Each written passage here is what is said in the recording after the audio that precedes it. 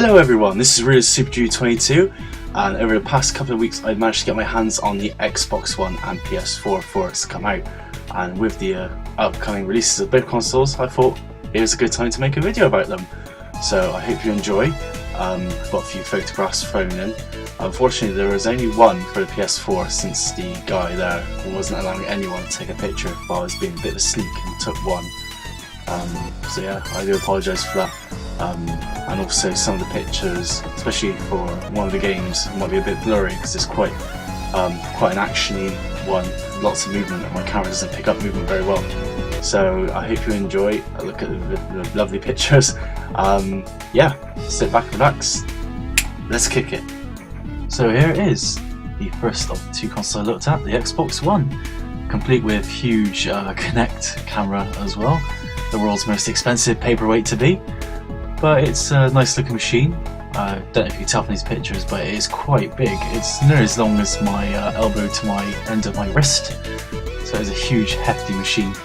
If you're making space for it, make sure you've got quite a lot of space. It's about the size of the first Xbox, not the 360, the old ones, but the one before that, the original Xbox. It's about that sort of size, maybe a bit bigger, so make sure you clear that space under your TV before you get one. That's coming out soon. And what was a real treat was to get my hands on the controller itself. It's a nice improvement over the Xbox 360s, but not a big change in any way. It's got a lovely matte finish. The battery pack is actually built inside the controller, so there's no great bump sticking out the back. The triggers still as comfortable as ever. I didn't play the Forza demo, which actually showed off the much touted rumble feature, but it still felt good nonetheless. The bumper buttons weren't too bad, slightly bigger than before, a bit more moulded as a controller. The D-pad felt a bit more solid than the 360, a bit better for the fighting games if you haven't got a fight stick. Of course you've got your regular face buttons. The analog sticks felt a bit smaller than they did on the 360, not like a huge amount, and despite them not having any direct grip and having it around the side of the analog, it still actually felt quite comfortable, that you're in control. Yeah, it felt quite good. The controller was lighter than the Xbox 360s, but not too light. It had a satisfying weight about it. The real star of the show was Dead Rising 3. This was a real crowd favourite. People were lining up not only to play it, but to watch it as well. This was a first time introduction to the series for most people, as they enjoyed smashing down the many hordes of zombies with crazy weapons, and even the crazy combo vehicles you can build. Jump into a steamroller was very satisfying mowing them all down. The only problem I found was with steamrollers that it got sort of caught on any like fence or even a lamppost. You wouldn't run the lamppost over as you'd think it would sort of stop dead, and you had to try and reverse out with zombies trying to jump in, and you had to press X to knock them out so they wouldn't get in and all sorts. But it was good fun. I was told the demo record for most zombies killed was about 3,700. I had a few attempts to try and beat this, but I can only manage about 1,700 tops. It was only about a 5 or 10 minute demo, but it was really good fun. Definitely one of the games I will be getting when I eventually get my Xbox One, when it's actually affordable. The next game was Forza 5. Yeah, it looks very nice, probably the best looking game of the bunch. I didn't play it myself, I'm not a big realistic driving game fan or Forza fan, so I gave it a miss. But I did watch a few people play it.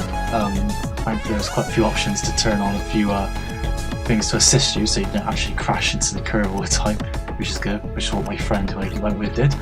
But yeah, it looks very good. One for the Forza fans and realistic driving fans in general.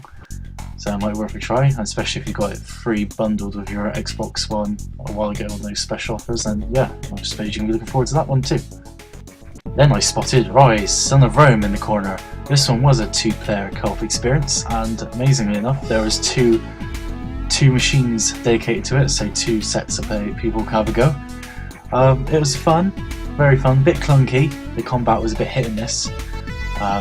Didn't really explain the controls at the beginning, so it's working out what did what. Kept causing thunder to rain down the poor sods, and I didn't mean to.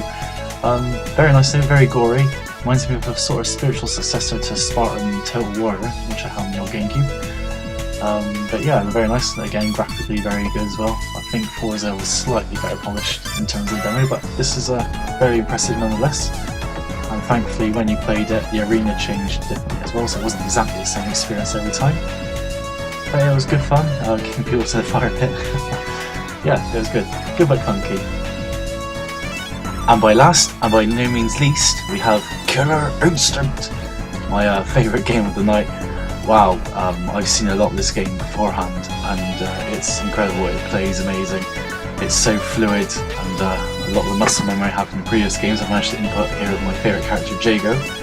I played about 18 games, roughly, maybe 20, and I only lost 2. It was really good fun. Yeah, I just had so much fun with this game. It's great.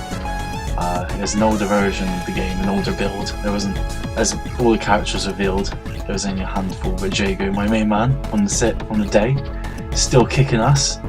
And as you can probably see on screen, I had a first win that ended in a 35-hit Ultra Combo!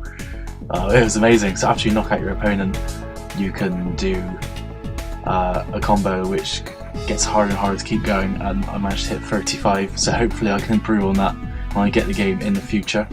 It's going to be wicked, and then I can practice more, rank up, play other fighters online, and actually become the king. I'm going to be awesome, and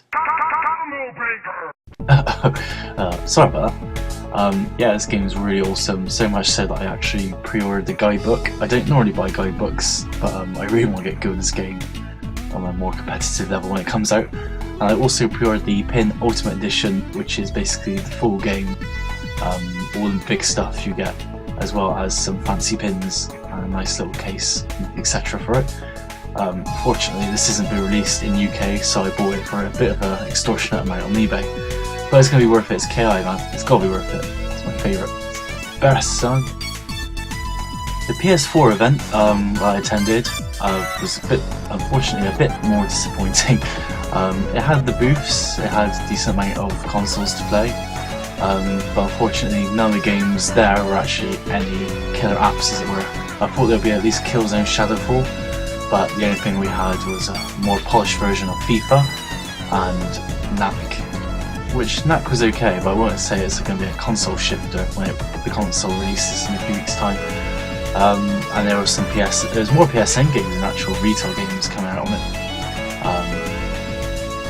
Yeah, it was a bit disappointing to say the least. The controller, as you can see, felt quite sturdy, about the same sort of weight as the Xbox One controller. The facial buttons were practically the same. The analog sticks felt a bit more, I won't say loose, but they didn't feel as gripping to hold. And the shoulder buttons, the L2 and R2 buttons, were even smaller than they were on the PS3, about the size of my large fingernails. The tiny little flaps as well, not triggers obviously like the Xbox One was, but just tiny little flappy buttons. Yeah, it wasn't really off-putting, but yeah, it just wasn't as satisfying as the triggers. So I imagine there'd be quite a few little plastic add-ons that there were for PS3 which you can clip onto them, make them a bit more physically responsive. Apart from that, everything was fine. There's quite a few when you're on the booth, and it looks like you can select the games, but it's just loads of videos and trailers. There's, as I said, wasn't much to get hands on really, just a few PSN games and 2 retail games. So yes, I wasn't overly impressed with the hands-on of the PS4. It doesn't feel exactly Sony went out of their way to blow our minds with anything groundbreaking. But I did get a nice Killzone Shadowfall dog tag chain thing, so that's interesting. The only plus since Xbox One doesn't have any freebies, but it would be nice. But yeah, that's probably the only positive I can think. But you know, at least I got my hands on both controllers before they come out. So yeah, that's pretty much it. Not much else to say really, unfortunately. So there you have it, the PS4 and Xbox One hands-on. I hope you enjoyed, and hopefully I'll do another video before Christmas, who knows. Oh yeah, if you're wondering why I have a moustache, please click the link here, or in the comments have a look, it's for a good cause. I've been Super 22, thanks for watching, and I'll see you next time.